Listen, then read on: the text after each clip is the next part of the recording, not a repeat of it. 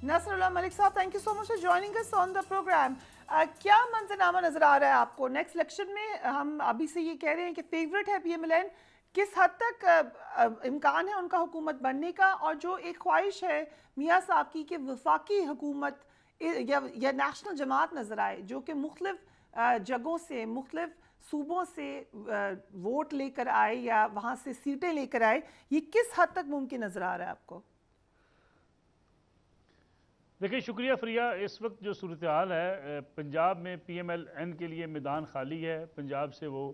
बेशतर नशिस्तें पंजाब से जीत सकती है। दूसरी बलूचिस्तान की तरफ उनकी निगाहें हैं, जहाँ बलूचिस्तान में जो इलेक्टेबल्स उनको छोड़ गए थे वो उनके पास वापस आ रहे हैं। बाप पार्टी के साथ वो इत्तेहाद करने जा रहे हैं, उनको साथ मिलाने जा रहे हैं। केपीके के अंदर मौलाना फजल रहमान के साथ उनकी बातचीत चल रही है, और केपीके के अंदर एएनपी और जेयूआई के साथ मिल के पीएमएलएन इस पोजीशन में आ सकती है कि वहाँ कुछ नशिस्तें अपने लिए वो स्कोर कर ले। और फिर कराची शहर, कराची और सिंध की अगर बात की जाए तो कराची शहर के अंदर ख़ास तौर पे बल्दिया टाउन वाली नशिस्त, जहाँ पे शहबाज शरीफ साहब जो है वो हारे थे चंद 100 वोटों से, लेकिन कहा जाता है कि वो इलेक्शन भी तकरीबन वो जीत चुके थे। उसके बाद मलीर की तरफ, जहाँ से उनके सदीक बलोच एमएनए भी रहे, अगर इन नशिस्तों पे उन्हें एमकेएम की सपोर्ट मिलती है तो पीएमएलएन कराची शहर से 2 या 3 नशिस्तें जीतने में कामयाब हो सकती है।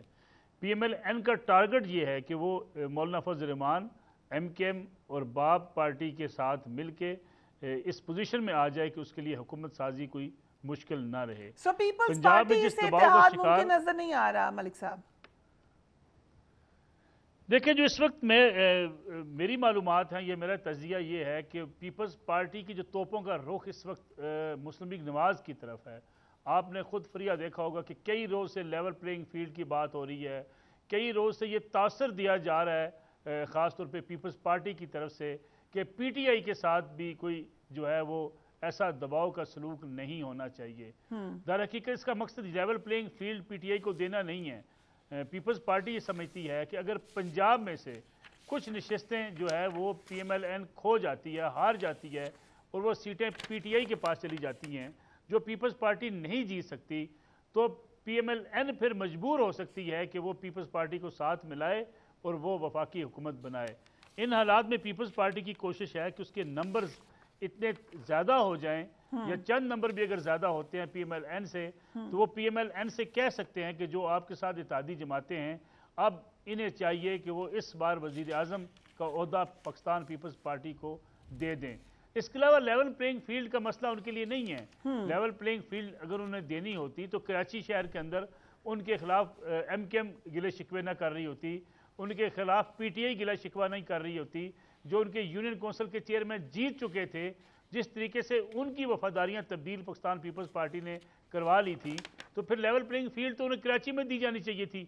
पीपल्स पार्टी सिर्फ ये समझती है कि पीएमएलएन के नंबर्स अगर ज़्यादा हो जाते हैं तो पीपल्स पार्टी की शायद ज़रूरत उन्हें वफाक में ना रहे, वो अकेले हुकूमत बनाने की पोजीशन में आ जाएं। तो मेरे ख्याल में इस वक्त जो सूरत हाल बनती हुई दिखाई देती है, पीएमएलएन के लिए मैदान खासा साफ है, और इसी मैदान साफ होने की एक बुनियादी वजह यह है कि पाकिस्तान तहरीक इंसाफ के बेशतर रहनुमा या मुकदमात की जद में हैं, या मफरूर हैं, या वो इलेक्शन में हिस्सा लेने नहीं जा रहे। अगर वो इलेक्शन में हिस्सा लेने नहीं जाते तो उसके बाद जो पीटीआई के उम्मीदवार होंगे सेकंड टीयर के, थर्ड टीयर के, वो इलेक्शन जीतने की पोजीशन में नहीं होंगे। ठीक। हसन अयूब खान साहब, आपकी ट्वीट मेरे सामने है, आपने कहा साइफर केस का ट्रायल मुकम्मल होने में 2 माह लग सकते हैं। अगर हम इसको कैलकुलेट करें तो लगता है कि चांस है कि पीटीआई चेयरमैन डिसक्वालीफाई हो जाए, इलेक्शन में जा ही ना सके, मगर क्या पार्टी के भी बैन होने का चांस अभी भी मौजूद है? बहुत शुक्रिया फरिया। नहीं, तहरीक इंसाफ को तो कोई बैन नहीं कर रहा। वो अगर वो बैन हुई भी तो वो फॉरेन फंडिंग वाला केस है, और वो फॉरेन फंडिंग वाला केस तो अभी शुरू भी नहीं हुआ। तो वो केस अगर शुरू होगा तो उसको कंक्लूड होने में कम से कम 4-5 माह लग जाएंगे। तो यानी तहरीक इंसाफ तो इंतखाबात में होगी, और जो बल्ले का निशान है वो भी जो है वो 8 मई के इंतखाबात में बैलेट के ऊपर मौजूद होगा। लेकिन जैसे नसरुल्लाह मलिक साहब फरमा रहे थे कि उनकी फर्स्ट ईयर और सेकंड ईयर की लीडरशिप इस वक्त कहीं भी दिखाई नहीं दे रही, تو جو انتخابات میں لوگ حصہ لے رہے ہوں گے وہ تھرڈ ٹیئر کی ان کی لیڈرشپ ہوگی، اور جو تھرڈ ٹیئر کی لیڈرشپ کے ساتھ انتخاب جیتنا بالخصوص پنجاب کے اندر ان کے لیے خاصا مشکل ہوگا۔ کے پی کی صورتحال جو ہے وہ بھی وہاں پر جو بھی کوئی اچھی جو ہے وہ پوزیشن نہیں ہے، لیکن اس کے باوجود دیکھیں آئی پی پی جو ہے وہ پنجاب کے اندر خاصی مؤثر دکھائی دے رہی ہے نسبتاً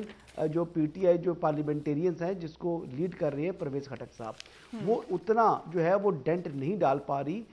جو پاکستان تحریک انصاف کو۔ لیکن دوسری طرف اگر ہم دیکھیں تو پنجاب کے اندر آئی پی پی حسن صاحب وہ تو کہہ رہے ہیں کہ بالکل ہی ڈینٹ نہیں ڈال سک رہی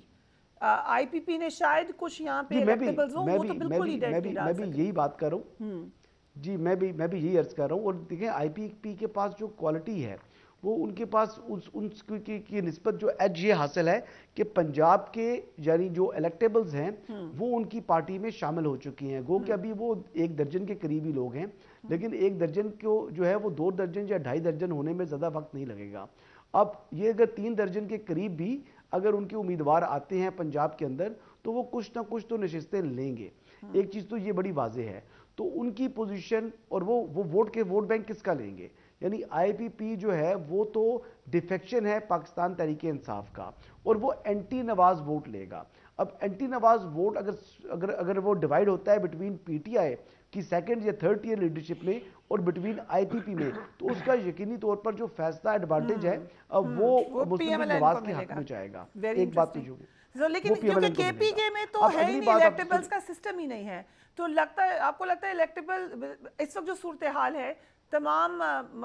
مسائل کے باوجود کے پی کے میں ابھی بھی اسٹرانگ ہے پی ٹی آئی؟ نہیں، جو کے پی کے اندر جو ہے اب ڈیپینڈ کرتا ہے نا کہ وہ جیسے رسول اللہ ملک صاحب نے فرمایا کہ پنجاب کے اندر بھی جو صورتحال ہے یہی جو صورتحال ہوگی خیبر پختونخوا کے اندر بھی، کہ دیکھیں ایک امیدوار بڑا اہمیت کا حامل ہوتا ہے، جو پولنگ ڈے ہوتا ہے اس نے اپنے الیکشن کو اپنے جو ووٹر ہے اس کا ووٹ بیلٹ باکس تک پہنچانا ہوتا ہے، یہ ایک بڑی سائنس ہوتی ہے، اور جو نیا آدمی ہوتا ہے